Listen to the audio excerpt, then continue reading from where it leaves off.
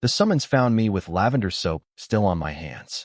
3 royal guards in black leather stood outside my door, their silver wolf crests catching the candlelight, their jaws tight, as if even breathing near my threshold offended them. No one from the palace came this far into the lower quarter unless someone had died, or someone was about to wish they had. Elena Voss, the tallest one, said, not asking, "You are ordered to the royal hall." Ordered, not invited, not questioned. My fingers curled around the edge of the basin until cold water lapped over my knuckles and darkened the wood. Behind the guards, the alley still carried the wreckage of whatever had happened an hour earlier. Shuttered windows, a broken cart wheel, the faint tang of smoke drifting over stone. But beneath it all was something worse, something I knew too well because I had spent years trying to scrub it from scarves, sleeves, my own skin. My scent. It lingered in the night air like a fingerprint I had not meant to leave behind. I did not ask what they wanted. Their faces said enough. One of them stepped aside only after I pulled on my cloak. Another watched my hands, as if expecting me to run. I almost laughed at that. There was nowhere in the kingdom to run when the king's wolves had your name. The ride to the palace took less than 20 minutes, yet every hoofbeat stretched thin inside my ribs. The city changed as we climbed. The alleys gave way to wide stone roads slick with moonlight. Iron lanterns burned blue along the fortress walls. By the time the gates opened, their chains groaning across the courtyard, I could taste metal in the back of my throat. The castle had always looked distant from the market district, almost unreal, all towers and carved obsidian and bright windows floating above the hill. Up close, it felt older than the mountain beneath it. Colder, too. The guards led me through corridors lined with hunting tapestries and polished spears, past servants who lowered their eyes too quickly, past nobles who did not bother pretending not to stare. I caught scraps of whispers, soft and poisonous. That girl, from the south quarter? She was near the disturbance. No, they said only her trace remained. I kept my chin level, though each word landed like grit beneath skin. The doors to the royal hall stood open before we reached them, and the sound struck first. Dozens of voices cut short all at once, the scrape of boots on stone, the dry hiss of silk shifting as bodies turned to look. Heat from the braziers rolled through the chamber, carrying cedar smoke and old blood from the ceremonial floor. The place was massive enough to swallow a church. Marble columns rose like pale tree trunks into shadow, and between them the whole court had gathered in a crescent around the throne dais. Council elders in layered furs, military captains in dark steel, rank pack leaders with their family marks glinting at their throats. Every eye in that hall found me, not because I mattered, because I had been brought there in chains no one could see. Forward, a guard murmured. My boots clicked against black stone. It sounded too loud, like someone else walking in my place. Then I saw him. Kale sat beneath the carved crest of the crown pack, one hand resting on the arm of the throne as if the stone itself answered to him. I had heard stories, of course. Everyone had. That the Alpha King broke challengers with a glance. That he had never once bent in public, never once spoken a word he did not mean to become law. Stories usually shrank when they met real flesh. He did not. He made the whole room feel arranged around him by force of gravity alone. Broad-shouldered, still as winter, dressed in black and iron gray with no jewel brighter than his own eyes. Those eyes reached me before the rest of him did. Pale, sharp, unblinking. I stopped several feet from the foot of the dais because my body refused to carry me closer without permission. No one offered any. A councilwoman on the left lifted her chin and unfurled a strip of parchment. Elena Voss, she announced, her voice carrying off the vaulted ceiling. You were identified through residual scent at the site of tonight's breach near the eastern court passage. A murmur rolled through the hall. Breach. So that was the word they had chosen. Not accident. Not panic. Not the way servants had screamed when something unseen moved through the lower passage and sent 2 lantern stands crashing. Not the strange pulse that had swept the corridor, sharp and invisible, just before I fled into the service stair with my heart pounding hard enough to bruise. I had been there. That much was true. But I had touched nothing, seen nothing clearly, only felt that abrupt shiver in the air, like the room itself had inhaled. State your role in the disturbance, the councilwoman demanded. The heat from the braziers pressed against my face, but my palms had gone cold inside my sleeves. This was the moment they expected me to break. To babble. To hand them fear so they could call it guilt. I lifted my head instead. I was delivering medicine to the Western Infirmary Annex, I said. My voice came out steadier than I felt. I cut through the eastern passage because the upper hall was closed for the banquet. The lamps burst. People started shouting. I left when the guards ordered the corridor cleared. And yet your scent remained after all others were scattered. This time the speaker was a council elder with a scar through his brow. How convenient. A few low chuckles stirred at the edge of the chamber. I looked at no one but the throne. Kill had not spoken. That was somehow worse. He watched the way a blade watches, silent, reflective, dangerous because of what it has not yet done. I should have looked away. Any sensible person would have. Instead, I held his gaze for one breath, then two. Something tightened in the room. It was subtle at first, a shift in posture, a few heads turning, one captain's nostrils flaring as if scent itself had changed shape. Kale leaned forward by less than an inch. The movement was so small it should have meant nothing. Yet the hall seemed to pull taut around it. His eyes narrowed, not in anger, in recognition of something he had not expected to find. The Scarbrow elder was still speaking, pressing for fault, but I barely heard him now.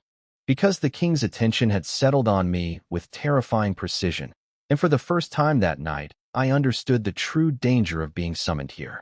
It was not the council, not the accusation. It was that Kale was no longer looking at me like a witness. He was looking at me as if the answer to a question had just walked into his hall wearing a borrowed cloak and shaking hands. When he finally rose, the room fell into such complete silence I could hear a coal split inside the nearest brazier. He descended one step from the dais, then another, the sound of his boots deep and measured against stone. No herald announced him. None needed to. Power moved with him, warm and predatory, carrying a wild note beneath cedar and steel that made the fine hairs at the back of my neck lift under my braid.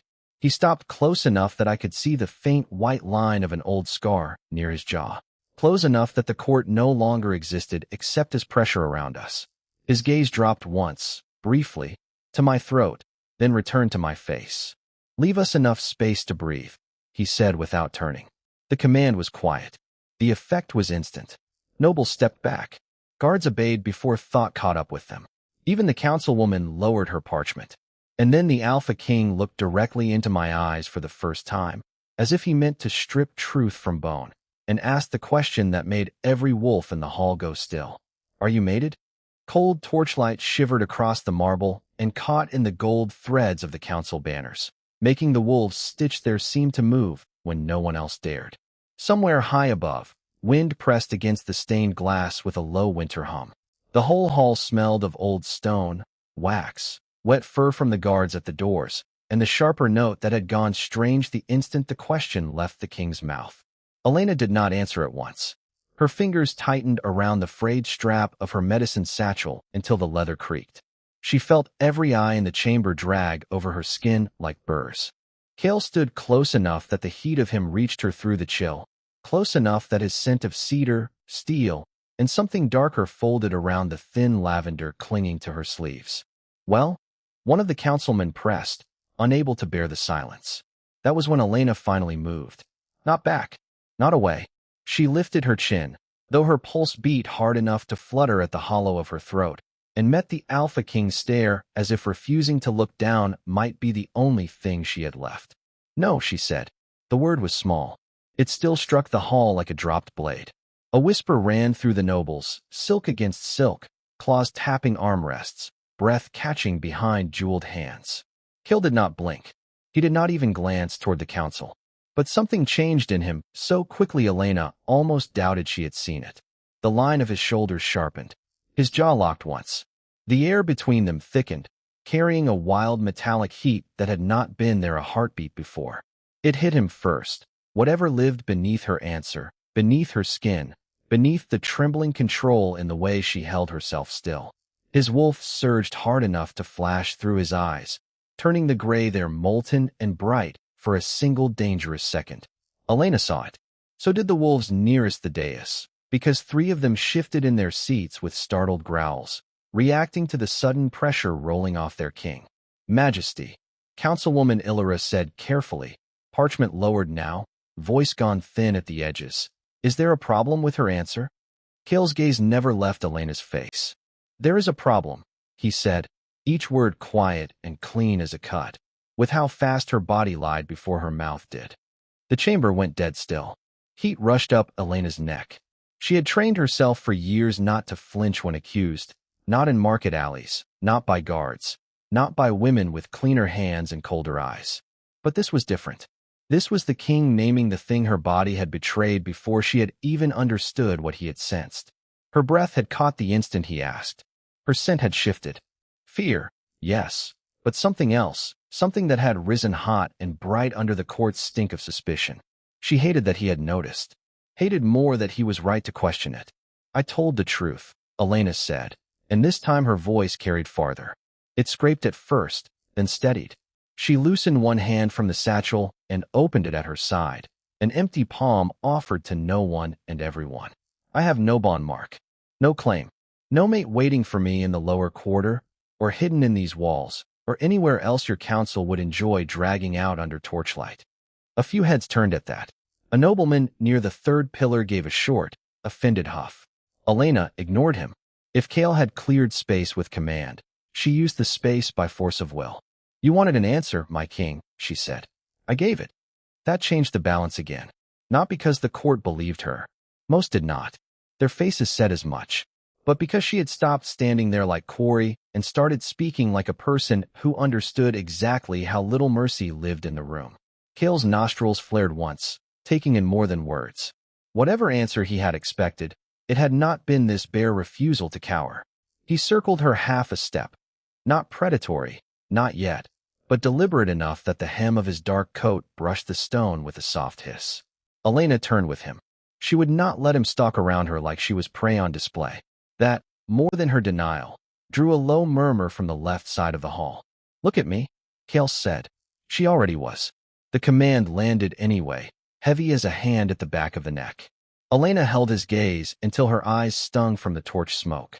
"Say it again," he said. "You are unmated." The cost of the lie gathered in her mouth before she even formed it. Not because she had another wolf waiting in secret. She did not. But because something about saying it under his eyes felt like stepping onto river ice and hearing the first crack below her boots. Still, she chose. That was the only power left to her, and she used it. "I am unmated." This time the answer did not settle. It sparked. Kale inhaled sharply, as if the words themselves had carried a scent. His hand flexed once at his side. A goblet somewhere in the front row tipped from a noblewoman's fingers and rang against the stone, silver and sharp in the silence. The king's wolf pushed close to the surface again, not with rage exactly, but recognition twisted into warning. Something in Elena's heartbeat, in the way her skin heated while she denied any bond, in that impossible undertone woven through her scent, struck against his instincts like flint. No visible mark, no known mate, and yet his entire body reacted as if some hidden claim had just been challenged in front of the whole court. He hated uncertainty. Elena could see that now in the fine stillness of him, in how carefully he held his own power leashed. "Then why?" Kale asked, voice lower now. Made for her, and no one else, though every wolf heard it. "Does my wolf answer you like a threat?"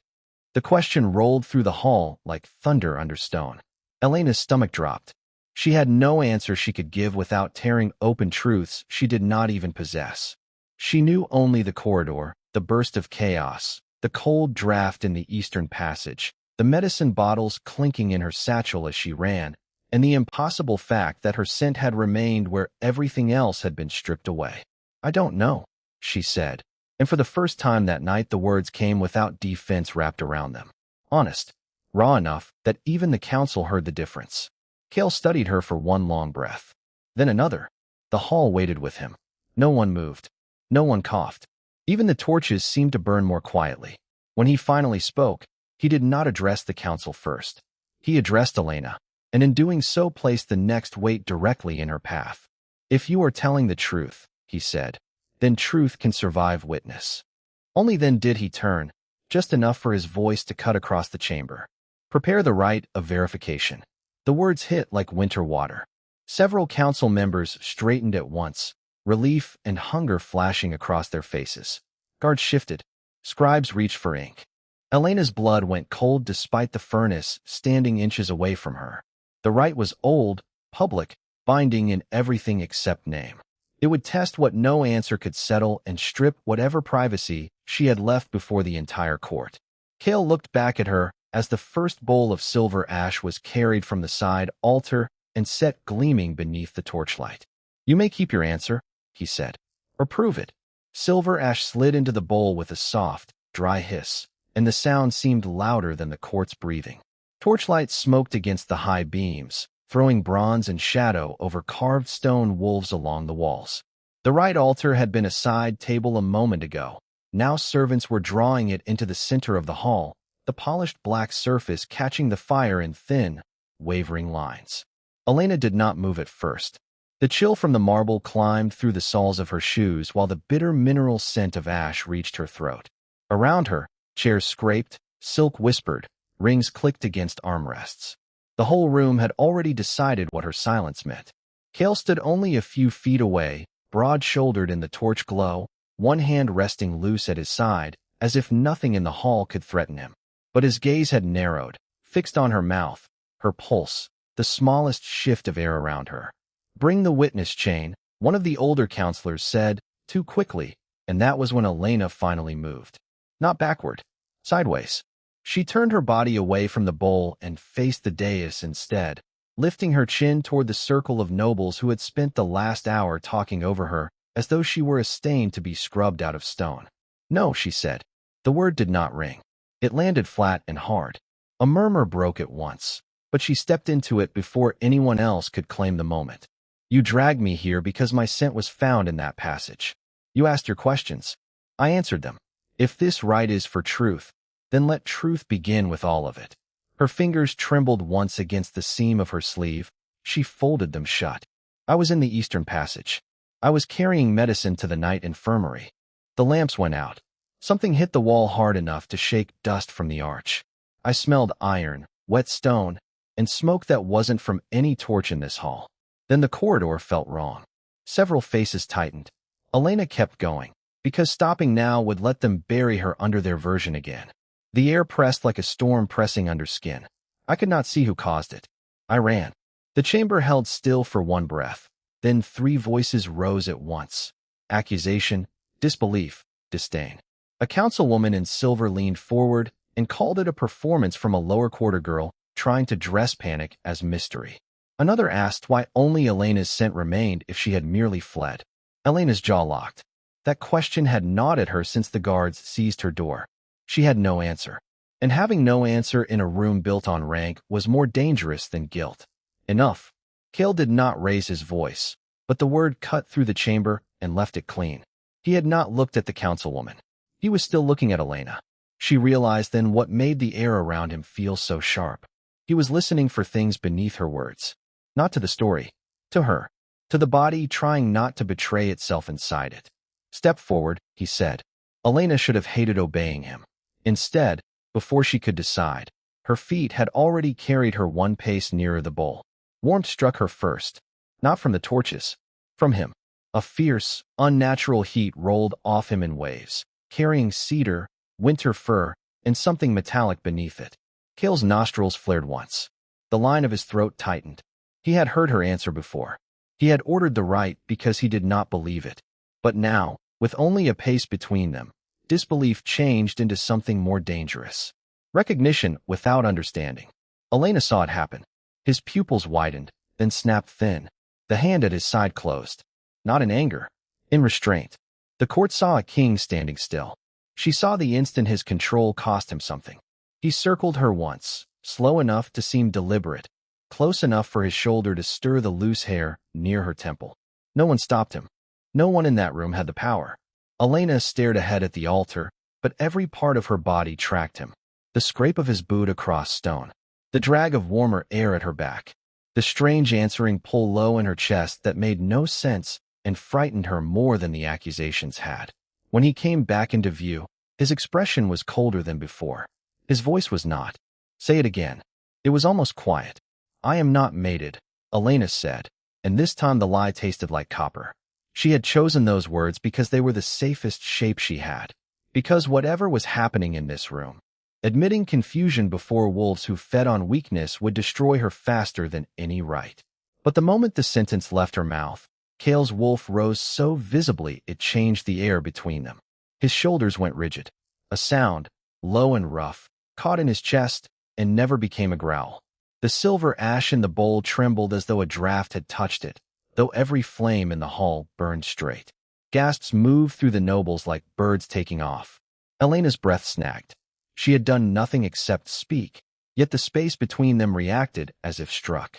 Kale's eyes dropped to the hollow of her throat, then to her wrist, where her pulse beat too fast beneath thin skin.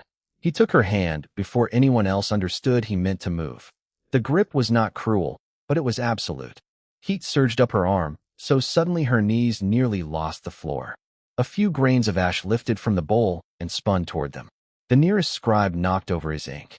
"There," one counselor whispered, half in triumph and half in fear. "He feels it too." Elena looked up sharply, but Kale was already turning his head toward the benches with a stare that made the speaker fall silent. He had not let go of her hand. That, more than anything, changed the room. It was no longer suspect and king.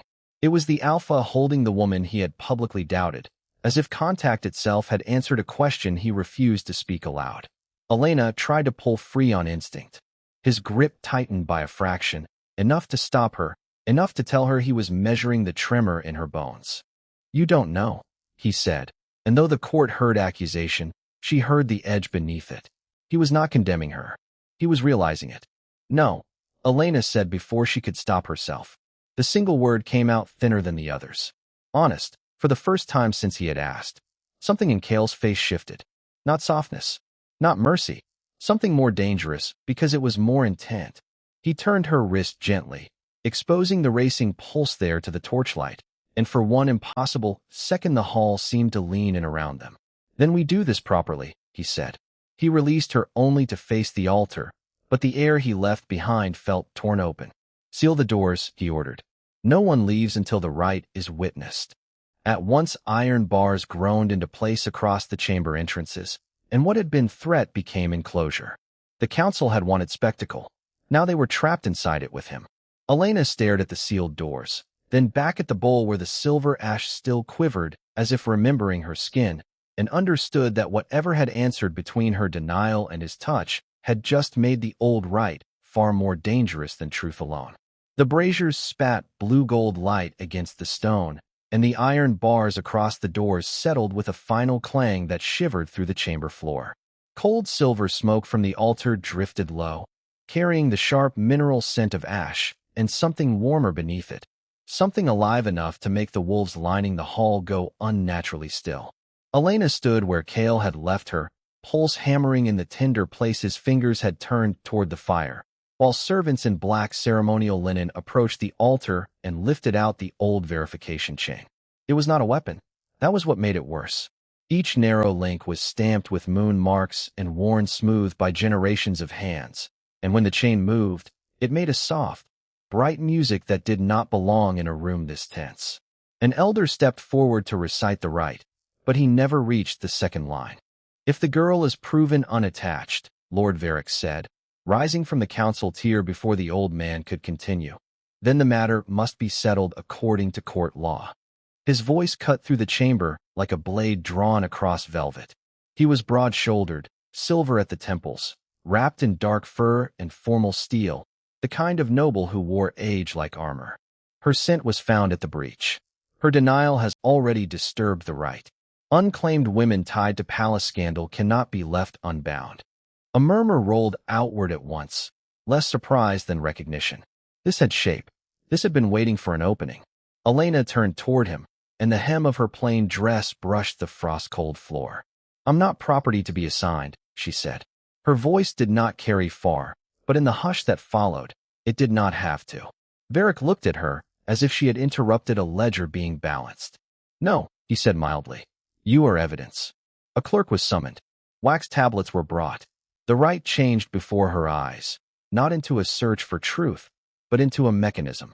If she remained unmated, the council would claim authority over her future under emergency law, bind her by contract to a politically useful match, and place her under a noble house before sunrise.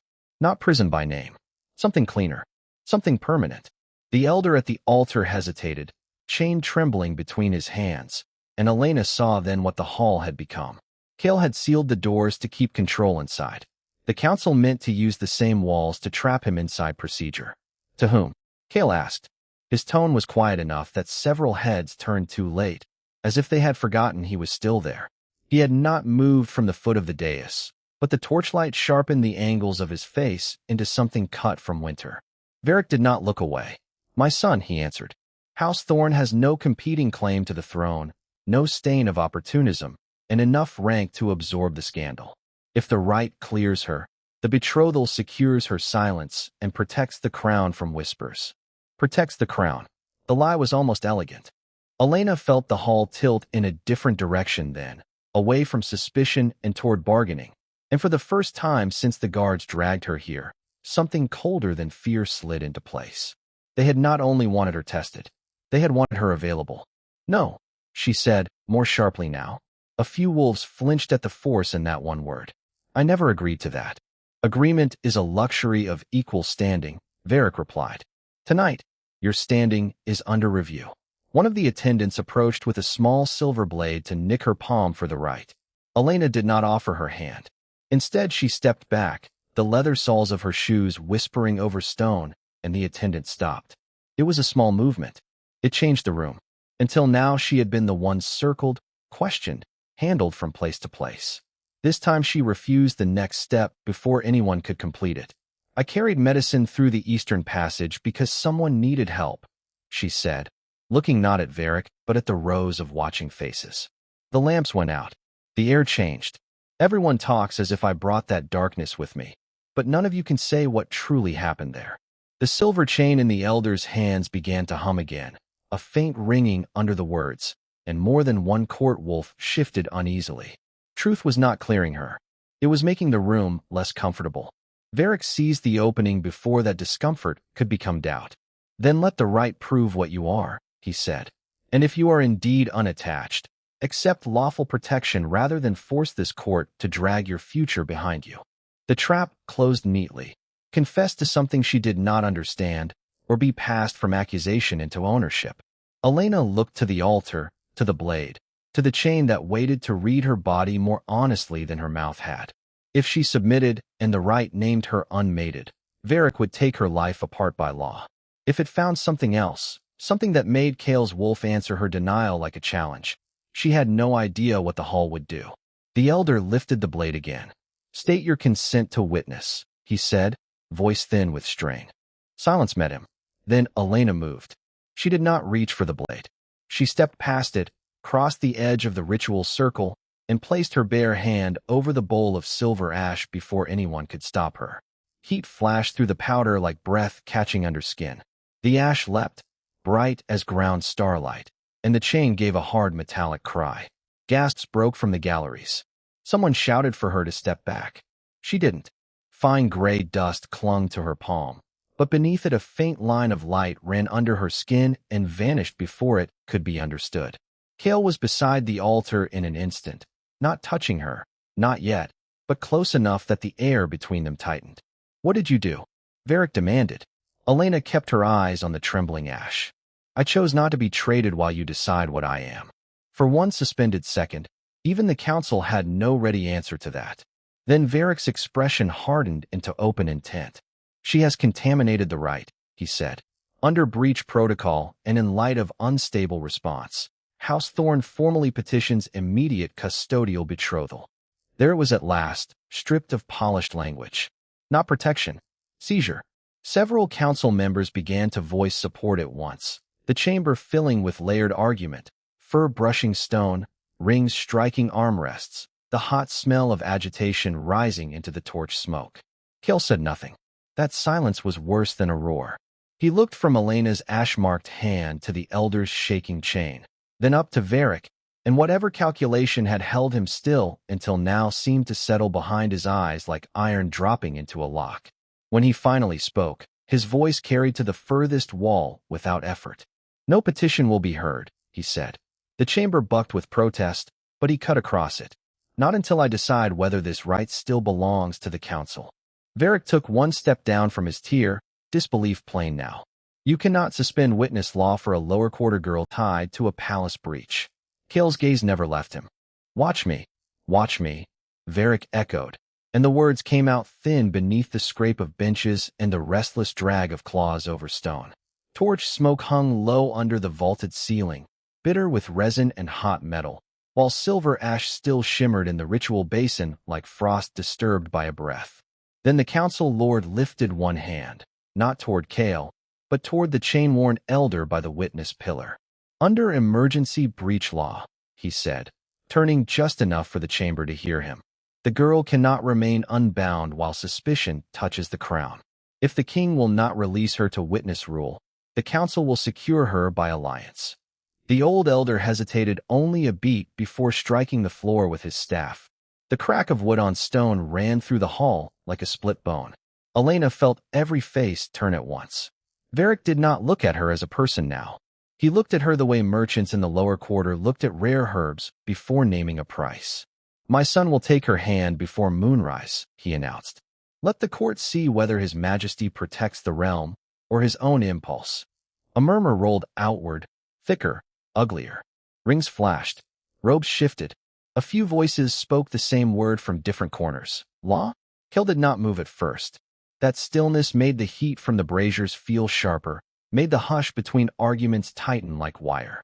Elena's ash-marked palm throbbed where the silver dust had bitten into her skin. Varric's son, pale and broad-shouldered in a council gray coat, descended from the side tier with two witnesses behind him and a binding ribbon of black silk laid over his forearms. He never met Elena's eyes. He stared at the mark on her hand and the king beyond her, already measuring what this would buy his house. Stand her under witness, Varric ordered. Guards shifted. Not royal guard. Councilmen, iron-badged and eager now that custom stood behind them. One reached for Elena's elbow.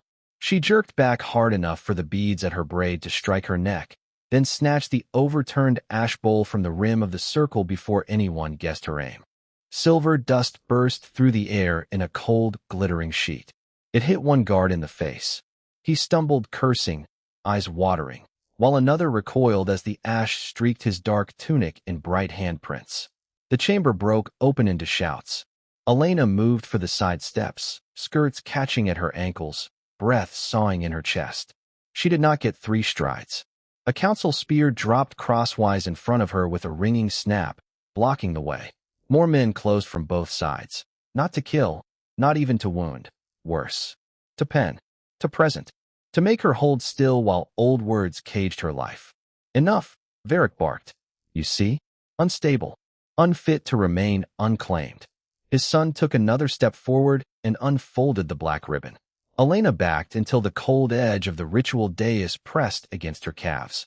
She could smell ash, sweat, lamp oil, and underneath it all, that maddening cedar and storm scent that had followed every turn of this night since the king first looked at her. Kale crossed the hall at last. Not quickly, not with confusion. Each step landed with deliberate weight, boots striking the stone in a rhythm that silenced one voice after another. The nearest council guard tried to bar his path with a lifted arm. Kale caught the man's wrist without breaking stride and lowered it, as if removing an obstacle from a doorway. You overreach, Varric said, but his mouth had gone tight.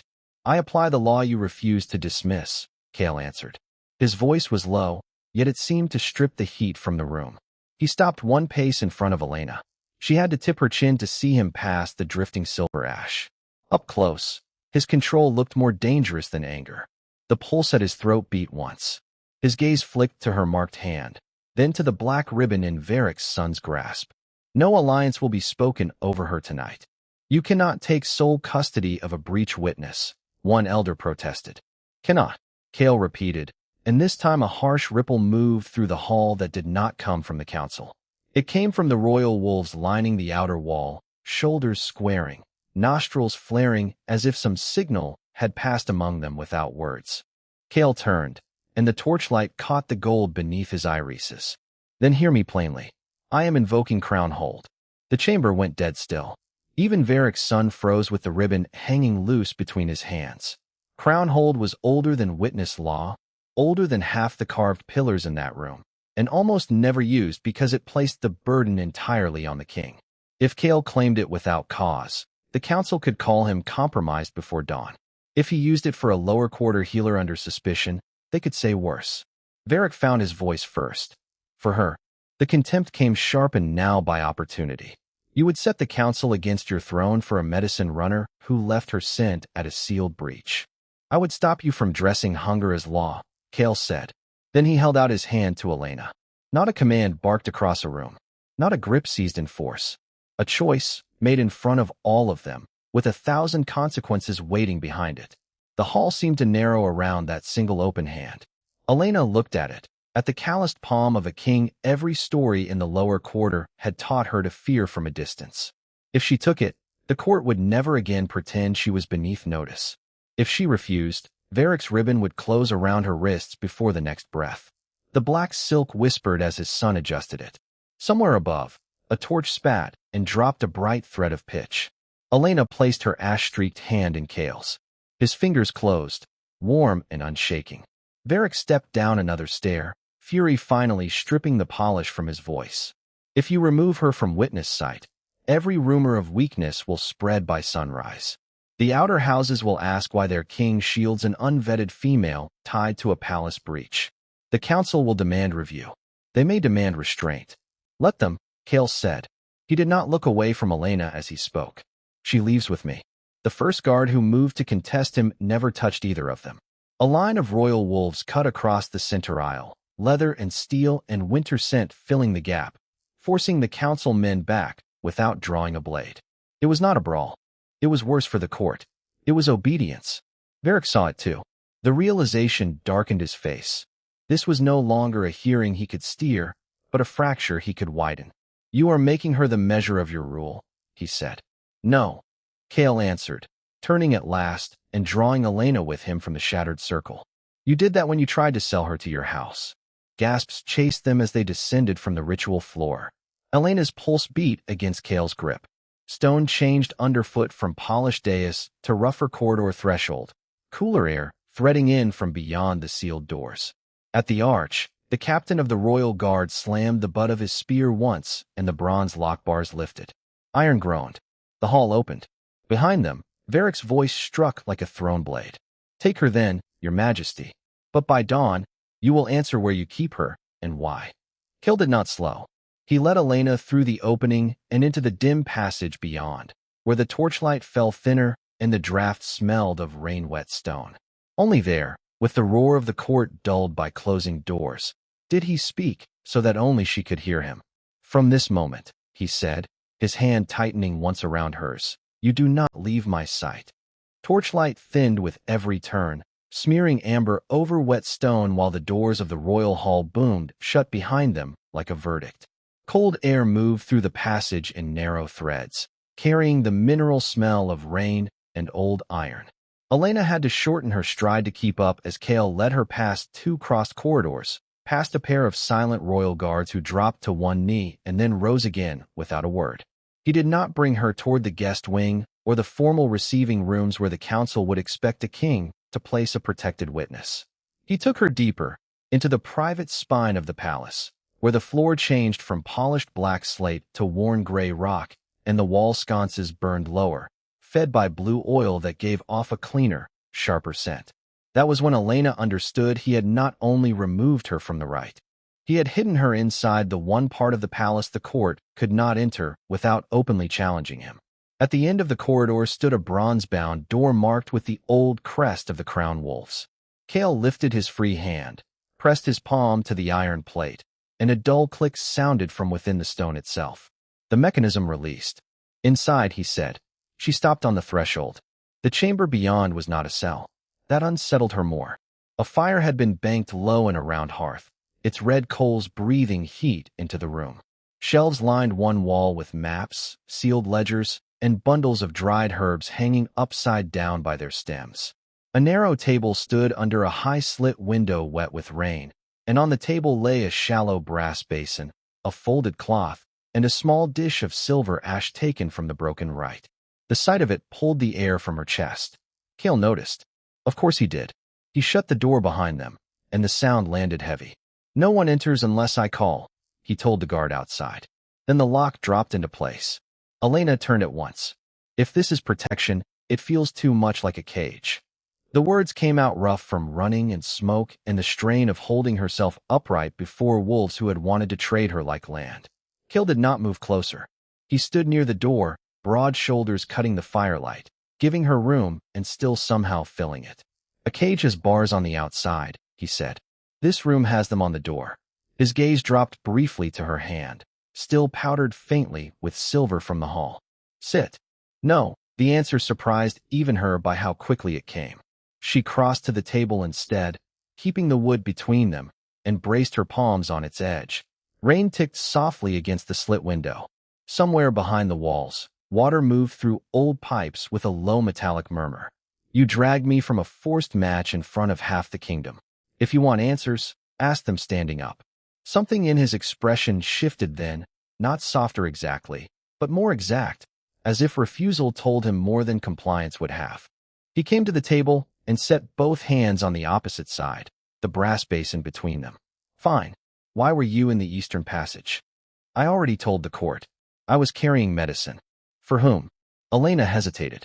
Not because the answer was secret, but because in rooms like this, names became knives. A kitchen servant, she said at last. Burn fever. I cut through the old stair because the upper galleries were crowded with council traffic. Kale held her eyes for a beat, then looked to the basin. And before tonight, had you ever touched silver ash? She stared at the pale grains in the dish. No, it answered you. It flared. It answered, he corrected quietly. The fire settled behind him with a small hiss. Elena lifted her chin. Then perhaps your court keeps rituals it doesn't understand. A corner of his jaw flexed. My court understands enough to fear what broke pattern in that hall. That, more than his title or his size or the guards outside, made the room feel narrower. He was not asking like a king building a case. He was asking like a man trying to fit two truths together before something worse reached them first. She looked away from him and noticed, near the maps, a rack holding 3 old ceremonial blades. Their silver inlays had gone dark with age. Above them hung a faded tapestry stitched with the moon crest and a ring of pale branches. Several threads in the center had blackened, as if heat had once licked across the woven fabric and stopped at the edge of a figure long ago cut away. What is this room? She asked. Where my family kept records before they trusted the council with ink, he said, and where they brought anything touched by the old blood. Elena's fingers tightened on the table. Old blood. He reached into the inner fold of his coat and drew out a strip of cloth wrapped around something brittle. When he opened it, a pinch of gray-white ash lay in his palm, finer than the ritual silver, threaded through with faint glints like crushed frost. This was found after the breach, he said. Not in the hall. In the Eastern Passage where your scent ended. He tipped a little into the basin. Even from across the table, she caught a strange smell under the smoke and metal, like winter air striking stone after lightning. Touch it. No, you touched the ash in the hall. That was to keep them from putting their hands on me. Her voice thinned at the edges, and she hated that he could hear it. This is different. Yes, he said. That is why I need you to do it willingly. Silence stretched. Rainwater slid down the slit window in uneven trails. The coals shifted. Elena looked at the door, at the lock, at the king who had put himself between her and the council, and then closed her into his private chamber with ashes that seemed to remember her. She could refuse. He had not ordered. Not yet. But refusal would leave her exactly where Varric wanted her. Dangerous, undefinable, easy to claim by law or fear. Slowly, she reached for the folded cloth instead, wrapped it around 2 fingers, and moved the basin closer to herself. If this burns me, she said, you answer for it. I will. The reply came without pause. She set the cloth aside. Her hand hovered over the basin. The cold came first, rising before skin met dust, sharp enough to sting the nails. Then her fingertips touched the ash. The room changed. Not with noise. With pressure. The flame in the hearth narrowed to a blue point. The silver inlay on the ceremonial blades flashed once. Beneath Elena's fingers, the ash did not scatter. It pulled together, climbing in thin, bright lines across her skin like frost finding the shape of a leaf. She jerked back with a breath she could not hide. The marks did not vanish. 3 pale veins of light remained beneath the skin of her wrist, delicate as cracks in ice, then slowly dimmed until they looked like faint old scars that had never been there before. Cale came around the table in 2 strides. He stopped himself before touching her. Elena saw the effort in the way his hand closed empty at his side. "What did you do?" she whispered. "Nothing." His voice had gone lower. "That wasn't me." He looked not at her face now, but at the marks, and for the first time since the guards had dragged her into the hall, she saw something land in him hard enough to strip away control. Not certainty. Recognition. "Those lines," he said, almost to himself. "They were recorded." Elena pulled her hand to her chest. "Recorded where?" He turned, crossed to the shelves, and took down a leather ledger so old the spine had split and been stitched back together with dark thread. Dust rose when he opened it, dry and bitter in the warm room. He flipped past diagrams of branch-like sigils, moon cycles, bloodlines inked in patient columns. Then he set the book on the table and angled it toward her. On the page was a drawing of a wrist marked by 3 pale lines, almost identical to her own. Beneath it, in old script, ran a note she could not fully read. Cale translated the larger line without taking his eyes off the page. "When the crown line nears ruin, the veiled branch answers silver and wakes under the king's hand." Elena's pulse stumbled. "I don't understand." "Neither do I. Not all of it." He lifted his gaze to hers. "But this much is clear. Your blood is tied to something the throne lost generations ago." The fire popped sharply behind them. Outside the door, boots sounded once in the corridor, then stopped. Both of them heard it. Cale shut the ledger at once.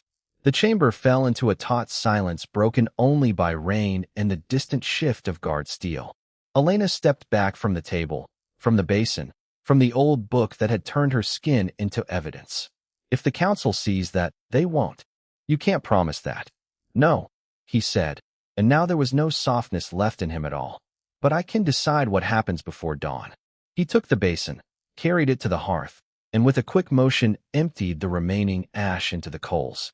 The fire flared white for a heartbeat, then settled red again. Elena stared. "That was your proof." "It was theirs," Cale said. He came back to her and held out the cloth, not as a king issuing command, but as if the smallest ordinary gesture mattered because the rest of the room no longer was. "Cover your wrist." She did. The fabric felt coarse and dry against skin that still held a hidden chill. Another knock came then, harder this time, followed by the captain's voice through the wood. "Your Majesty." Message from the outer stair. "Lord Varric has petitioned the council for sunrise entry and blood-right inspection."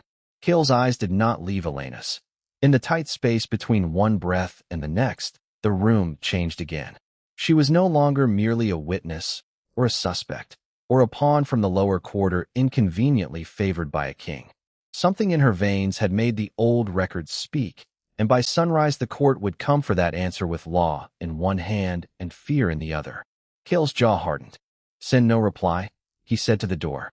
Then, quieter, to Elena alone, with the shuttered fire throwing red along one side of his face. "Before they force this open, you're going to tell me everything you remember about that passage, and I'm going to decide whether your blood saves this throne or breaks it." Cold air pressed against the archive door, carrying the faint iron smell of old hinges and a sharper scent underneath it. Rain on stone, though no window stood open.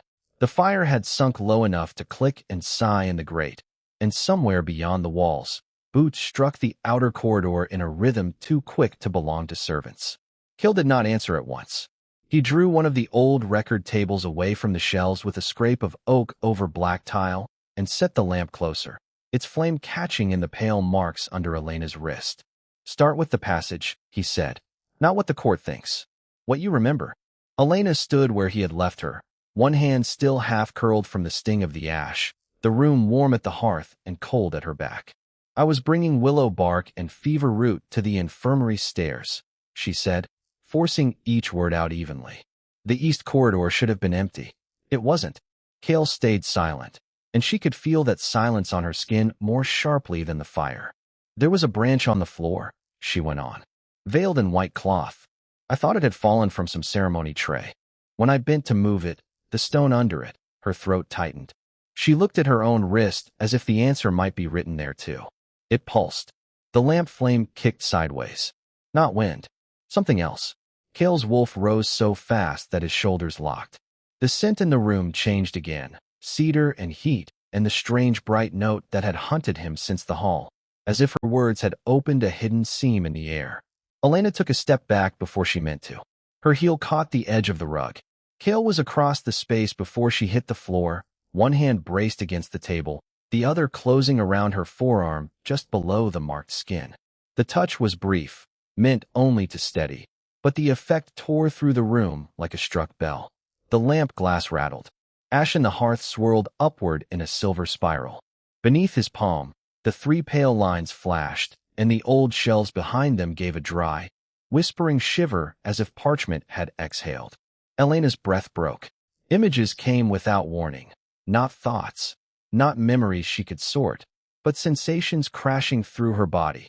Moonlight on a winter courtyard, blood on white stone, a queen's hand pressing a wrapped branch into another woman's arms while wolves howled behind locked gates. She jerked, and Kale felt it too. He saw nothing clearly, only the shape of loss and a wordless command buried in bone-deep instinct. Find her, hold her, do not let the bloodline die. His grip loosened at once, not from reluctance, but from the force of what had surged through him. Elena stumbled away, one hand flying to her throat. What was that? The question came out ragged. Kale's breathing had gone rough, his eyes fixed on her wrist, on the lines already fading back beneath the skin. A bond trigger, he said, voice lower now. Not a full mating bond. Older. He glanced at the shelves as if the dead king sealed inside them might answer faster than he could. The veiled branch wasn't a traitor line. It was hidden, protected after a royal curse. Elena stared at him, pulse visible at the base of her neck. What curse? He reached for a narrow ledger bound in cracked blue leather, flipped it open, and turned it so the page faced the fire. Ink had faded to brown, but one line still held. When the throne is severed from its hidden root, the crown shall endure in strength and fail in blood, until the veiled line returns by scent unbroken. Kale said the last words aloud, and the room went so still the embers could be heard settling. Strength and fail in blood. Elena repeated, almost to herself. That means your line survives, but breaks from within. Kale finished. No heirs carried clean. No throne kept long without fracture. His jaw tightened, and something in you answers it. The revelation did not calm the room. It sharpened it. Every breath Elena drew seemed to feed the pull between them until standing apart felt less natural than touching had. She hated that her body knew it. Hated more that some buried part of her had leaned toward him before her mind had allowed it. So she moved first. She crossed to the far shelf, seized the wrapped branch he had set aside after the ash test, and held it away from herself like evidence. White cloth, old and soft as dust, had slipped at one end to reveal what bleached nearly silver. This is what I saw in the passage, she said. If this means I'm some answer your throne has waited for, then that breach wasn't an accident. Someone put it there for me to find. Kale looked at her then, truly looked, and the line of the night changed. Not because another secret had appeared, but because she had turned the room from reaction into choice. Before he could answer, the palace horn cut through the stone around them. One short blast, then another, not ceremonial, not courtly. Hunt signal. Elena's face drained of color. Kale was already at the door, hand flat to the wood, listening. The sounds beyond were wrong. Not orderly guard movement, but impact, shouted commands, the ring of steel glancing off stone. A captain's voice burst from the corridor. Your Majesty, West stair breached. Council badges used to pass the lower gate. They're coming to seize the woman. Kale opened the door just enough to catch the next words. Who leads them? Varric's men, and others not wearing house colors. That made it worse. Not law, then. Cover. Theft in the shape of procedure. Kale shut the door and dropped the iron bar into place. Elena had not retreated. She stood near the table, fingers still around the wrapped branch, chin lifted though her knuckles had gone white. If you hand me over, she said, the council gets its blood right inspection and your throne stays clean. Firelight jumped between them, red along the floor, gold on the old metal lock. Kale crossed back to her with deliberate calm, every movement stripped of hesitation now that choice had taken shape. No, he said. The word landed heavier than the horn had. Outside, another crash shook dust from the upper shelf. He took the branch from her hands, wrapped it tight again, and slid it into the inside fold of his coat. Then he reached past her for the narrow archive blade used to cut bindings, not to fight a war, but to break one window of leaded glass set high in the rear alcove. Night air rushed in, cold and wet. Below, 6 feet down, the old rain runnel curved toward the private wolf court. Not an escape route for a king. Good enough for a hunted woman. Elena stepped toward it first. Agency had changed hands again in the same breath the danger had. If they want me, she said, gathering her skirts, then don't waste time deciding between me and your crown. Get me out, and keep both if you can. For the first time that night, something almost fierce moved at the corner of Cale's mouth. Then the outer lock groaned under a blow. He caught Elena at the waist only long enough to lower her through the broken opening, his palm burning even through the fabric, and the bond flare hit them both again. Hotter, sharper, impossible to ignore. She landed hard on wet stone below and looked up, rain beating on her lashes. Cale did not follow immediately.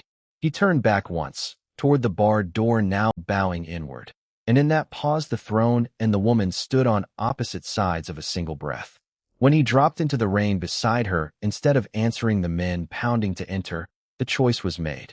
Behind them, the archive door split with a crack like thunder, and from the dark of the private court came the low, gathering growl of wolves already scenting the hunt. Rain struck the flagstones in hard, slanting lines, turning the private court silver under the wolf lamps.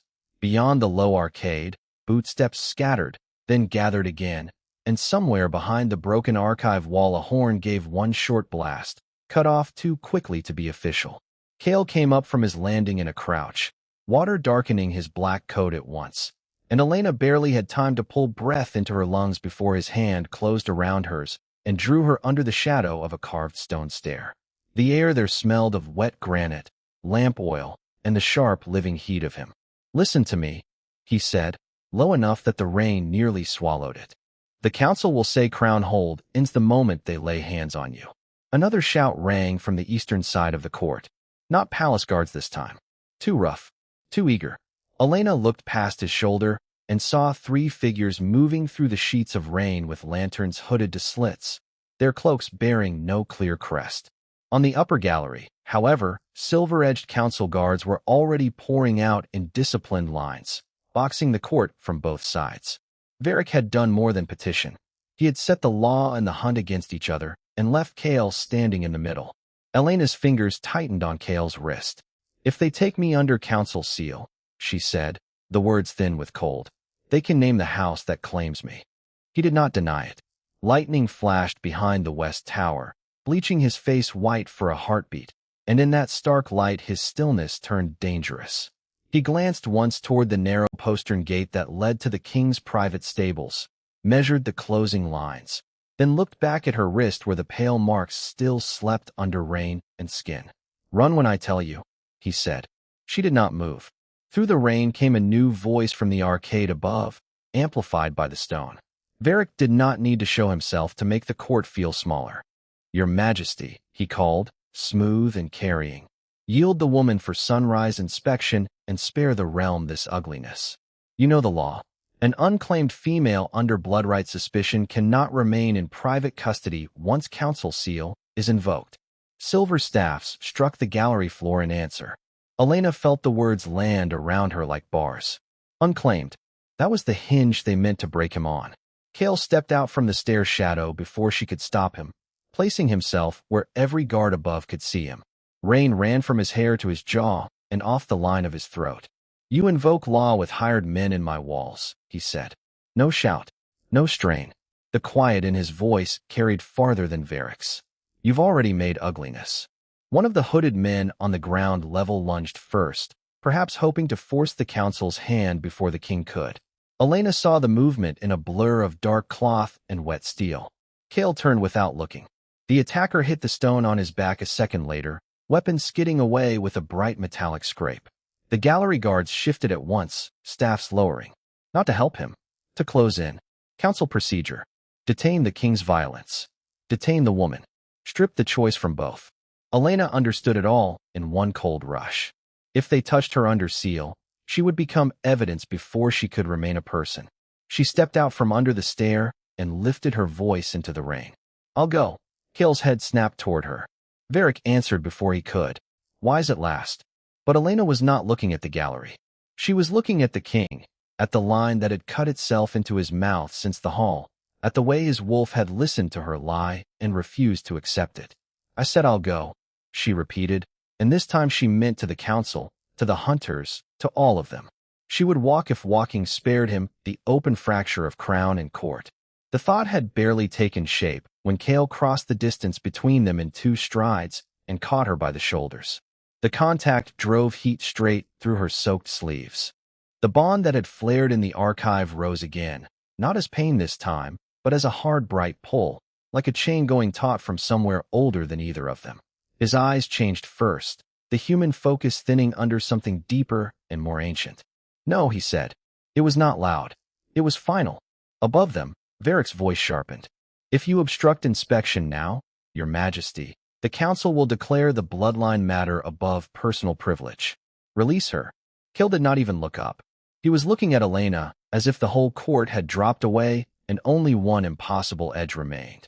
If I let them take you, he said, each word clipped by restraint, they will decide what you are before you learn it yourself. Her breath caught. Rain slid from her lashes, and she tasted stone and storm. And if you don't, his hand moved from her shoulder to the side of her neck, steady, asking and not asking in the same second, because there was no clean road left to either of them. The gallery erupted with orders. Guards were descending both stairwells now, silver staffs gleaming in the wet. Somewhere behind them a gate chain rattled. The court was closing. Kale's wolf was in his face now, not savage, not lost, but absolute. Then they answer to me, he said. Elena saw the decision happen in him before his body moved. Not rage, not impulse. A king cutting through every lesser cost and choosing the one that could not be recalled. She could have pulled away. For one suspended beat, she knew that with terrible clarity. Instead, her chin lifted by the smallest inch, rain cold on her mouth, pulse hot under his palm. The first guard hit the lower stair. Varric shouted something that broke apart in thunder. Kale bent his head and pressed his mark into the place where neck met shoulder, careful even in urgency, the contact brief and burning, more oath than violence, and the world changed at once. Heat flashed through Elena so fiercely her knees nearly gave. The pale lines hidden under her wrist blazed awake beneath her skin. A scent, new and undeniable, broke through rain and stone and lamp smoke, and every wolf in the court felt it. Silence hit before the echo did. On the gallery above, silver staffs stopped midair.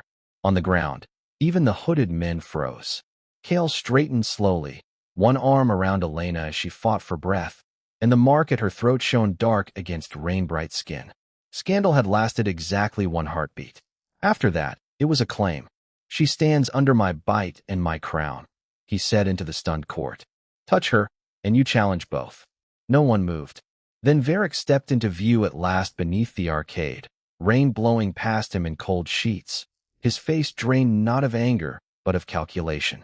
You have done more than claim her, he said. You may have just triggered the thing the throne buried. Elena's body answered before her mind could. The mark burned hotter. The pale lines on her wrists spread a fraction farther like light under frosted glass, and somewhere below the stones of the private court, something ancient gave a single answering pulse. Cold light leaked from the wolf lamps and turned the rain on the stones to sheets of white glass. Beneath the court, that ancient pulse came again, heavier this time, as if some sleeping heart deep in the palace foundations had finally heard its own name. Elena folded hard against the sound, one hand flying to the mark at her throat while steam curled from her skin into the wet night air. Kale caught her before her knees met the flagstones. The bite he had placed there stood dark and undeniable against the shine of rain, and every wolf in the court could smell what had changed. Not just claim, not just scandal, bond. Varric stopped 3 paces beyond the arcade, his cloak snapping in the wind.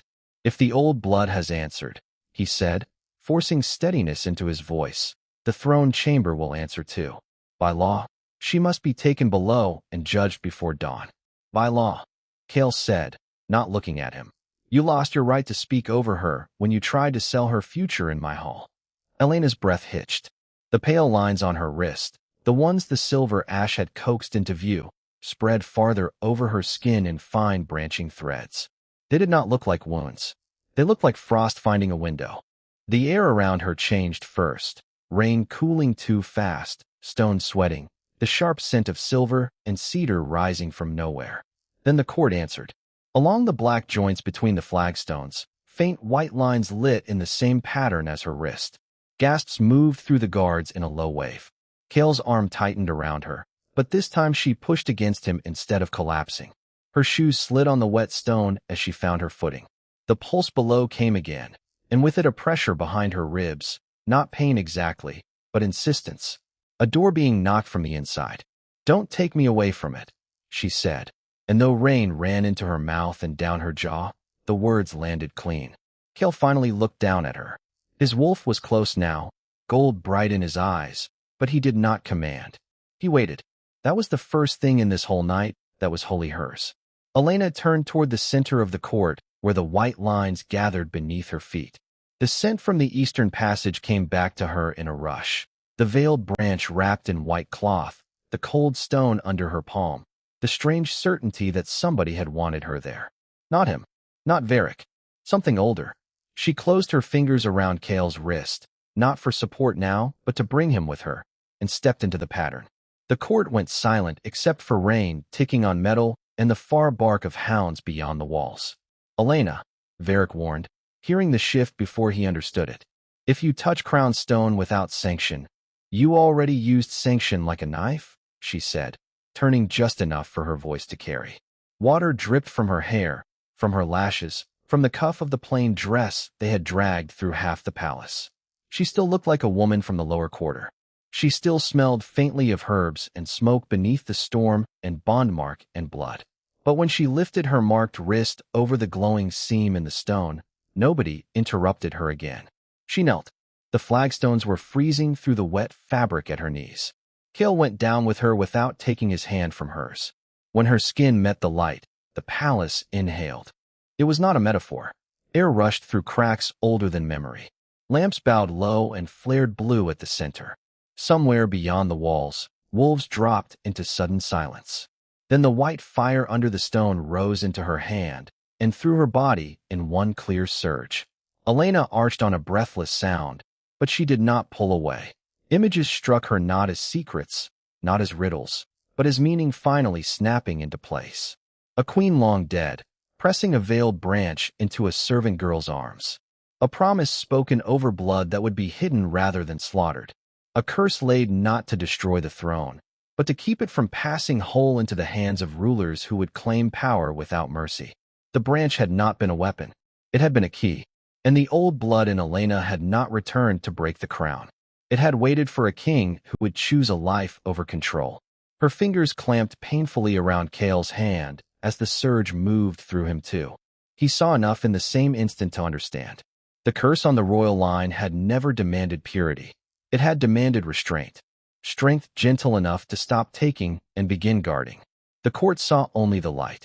White fire climbed from the stones in thin columns around them, wrapped once around Elena's arm, once around Kale's, then joined over their hands before sinking into both marks at once. The heat vanished.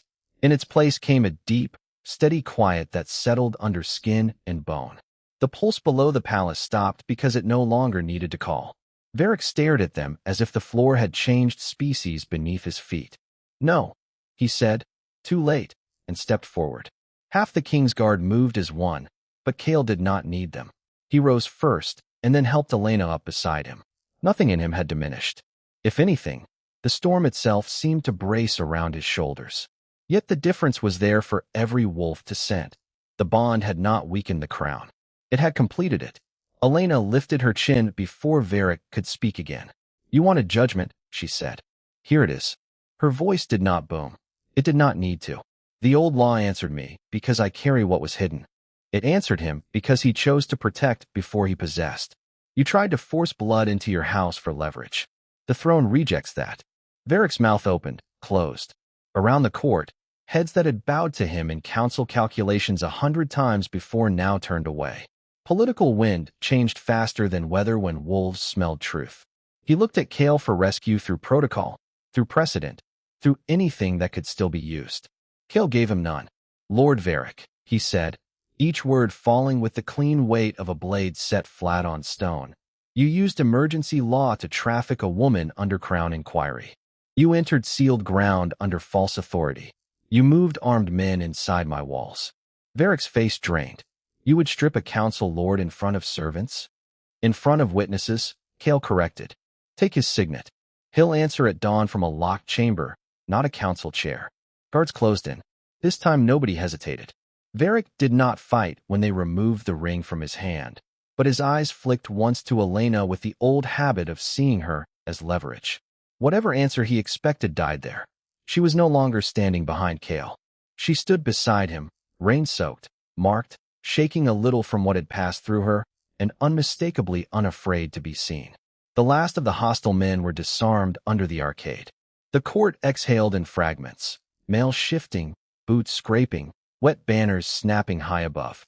Dawn had not yet broken, but the eastern edge of the sky had begun to pale behind the black roofs.